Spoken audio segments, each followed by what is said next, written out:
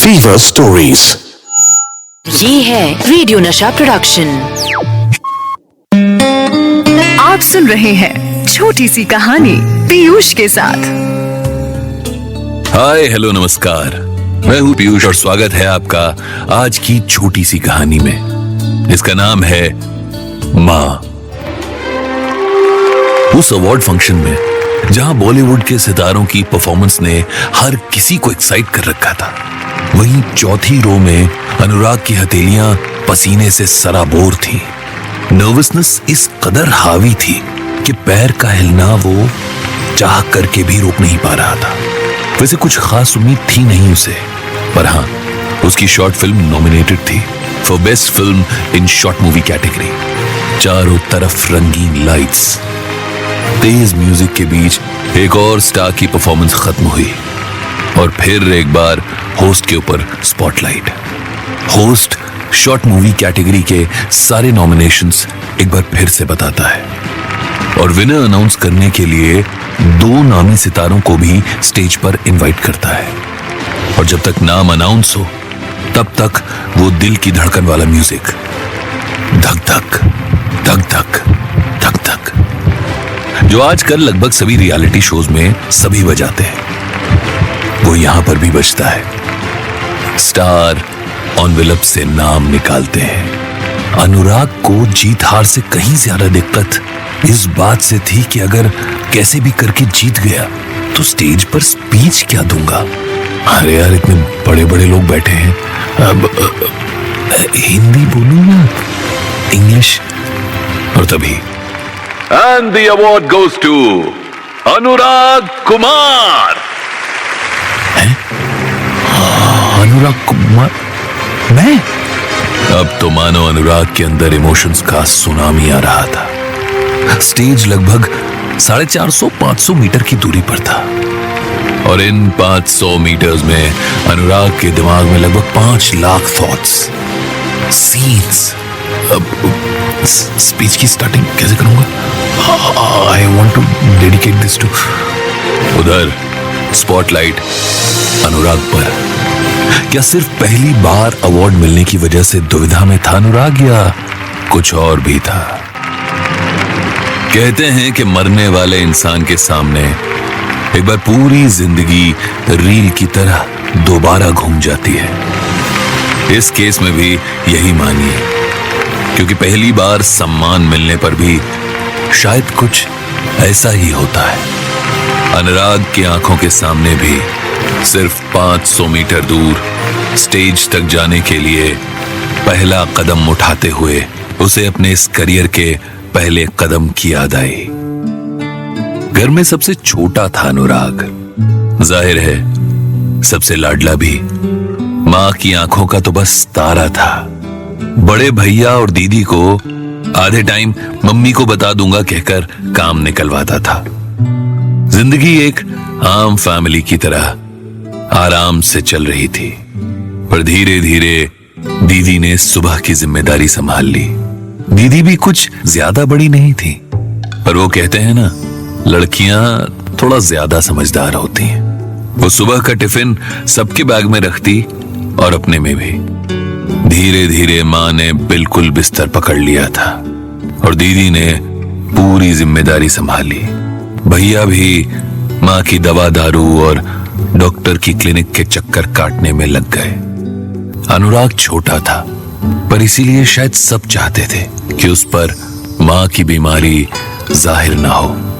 खास तौर पर माँ भी यही चाहती थी, इसीलिए परियों की कहानी सुनाते हुए अनुराग को अपने पास ही सुलाती थी। पर एक दिन अनुराग स्कूल से वापस आता है।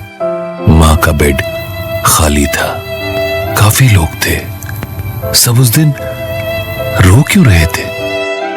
उस रात दीदी ने अपने पास सुलाते हुए अनुराग को बताया कि माँ तारा बन गई है। अनुराग को तारों से कभी कोई मतलब नहीं रहा, पर उस रात वो तारे देखकर ही सोया। बच्चे छोटे थे तो सबकी सलाह पर अनुराग के पापा ने दूसरी शादी कर ली। दीदी और भैया को नई माँ कुछ ज्यादा पसंद नहीं थी। वो दरअसल सौतेली माँ के बहुत सारे किस्से कहानियां मशहूर है ना। नई माँ ने अनुराग के बालक मन से दोस्ती भी करनी चाहिए। बेटा अन्नी, तुम मम्मा के पास सोते थे ना, मैं भी तो माँ हूं, तुम चाहो तो मेरे पास आकर सो सकते हो। मुझे बहुत सारी कहानियां आती हैं। पर ऐसे मौके पर छोटा अन्नी दीदी और भाई की आंखों का इशारा समझ जाता था और नई माँ का हाथ झटक कर दीदी की तरफ भाग जाता। तीनों बच्चे खाना खाते हुए रोज टीवी देखते थे। उस पर भी रिमोट वहीं रुक जाता जहां सौतेली माँ के जुल्मों से बच्चे परेशान थे। वही टीवी सीरियल। अनुराग देखते देखते घबरा कर सहम कर दीदी से चिपट कर सो जाता था। एक दिन अनुराग स्कूल के इंटरवल में अपना टिफिन खोलता है। ये क्या, जला हुआ सैंडविच। ओह, सौतेली माँ वाली बात सही थी। मतलब अब मेरी रोज पिटाई भी होगी, कपड़े भी धुलवाए जाएंगे, घर का सारा काम भी करवाया जाएगा। अनुराग डरा सहमा सा छुट्टी के बाद जब घर पहुंचकर देखता है तो देखता है कि माँ दीदी के सर पर हाथ फेर कर समझा रही है। बेटा, जब मैंने सबका टिफिन पैक कर दिया था तो तुम्हें दूसरा बनाने की क्या जरूरत थी? मैंने अभी देखा सब पैन वगैरह जला हुआ है। सैंडविच जल गया था क्या? बच्चे हो तुम, पढ़ाई करो और बाकी सब मुझ पर छोड़ दो। जाओ चेंज कर लो, खाना रेडी है। ये सब सुनकर बेचारा अनुराग कंफ्यूज था। अरे, ये दीदी ने बनाए थे? छी।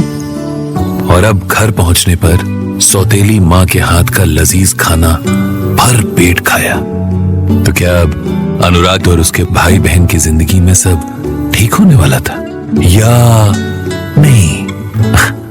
अच्छा, ये नई वाली माँ टीवी पर अपने फेवरेट डेली सोप के आने के समय ही सब्जी काटने बैठती थी, खासतौर पर प्याज। बच्चों को लगता था ये शायद इसलिए कि किसी को पता न चले कि वो अपने फेवरेट डेली सोप विक्टिम को देखकर रो रही हैं या प्याज की वजह से। बहरहाल आज घर में खूब हंगामा बरपा था।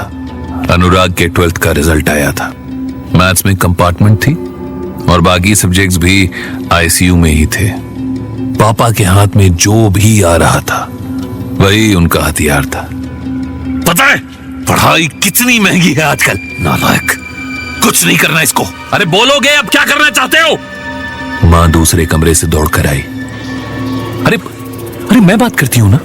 और अब वो जमाना नहीं रहा कि कम नंबर आए तो बच्चे की जान ले लो, बहुत से नए ऑप्शंस हैं। अरे मैं बात करती हूँ ना।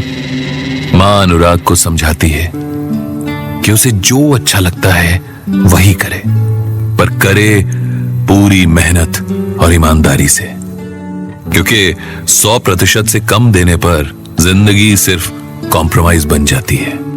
अनुराग ने सिसकते सिसकते धीरे से कहा, मैं लिखना चाहता हूं, फिल्में बनाना चाहता हूं। माँ एक बार को तो सरप्राइज हुई पर बोली, मैं तुम्हारे पापा से बात करती हूं। कुछ दिनों बाद माँ अनुराग को जगाते हुए एक एनवेलप पकड़ाती है। सुनो, पापा मान गए थे इसलिए फिल्म इंस्टीट्यूट का फॉर्म मंगवा दिया है।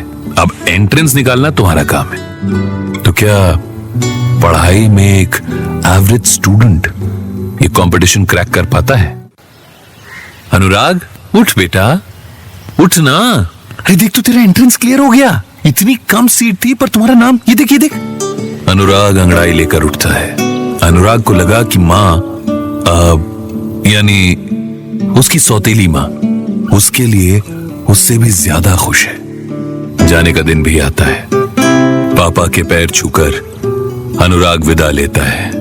पापा नाक पर रखे हुए चश्मे से झांक कर देखते हुए कहते हैं, ना हो पाए तो बता देना, मेडिकल स्टोर में भी आजकल बहुत कमाई है, खुलवा देंगे।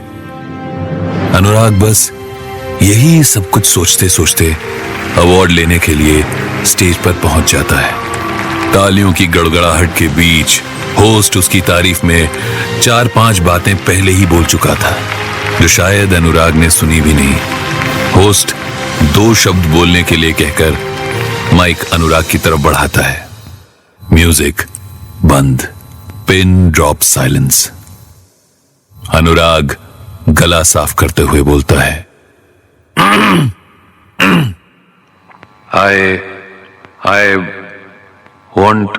I want to dedicate this award to my Soteli Ma, my stepmother. तालियां बजने लगती हैं, बट लोगों के चेहरे पर कुछ कंफ्यूजन है। अनुराग आगे बोलता है, अजीब विडंबना है ना, जब एक नई मां से रिश्ता बनता है तो उस रिश्ते में सौतेला पहले लगाकर हम रिश्ते को सौतेला कर देते हैं। अब उस मां के लिए लड़ाई दुगनी टफ हो जाती है। इसलिए मैं अपनी ये पहली कहानी, अपनी पहली शॉर्ट फिल्म, अपनी सौतेली मां, अब मेरा मतलब मेरी मां को डेडिकेट करता हूं। और उधर मां टीवी पर अवार्ड शो देखने के लिए आज भी प्याज काट रही थी। ऐसी और कहानियां सुनने के लिए सब्सक्राइब करिए फीवर स्टोरीज, कहानियां ऐसी जो दिखाई दें।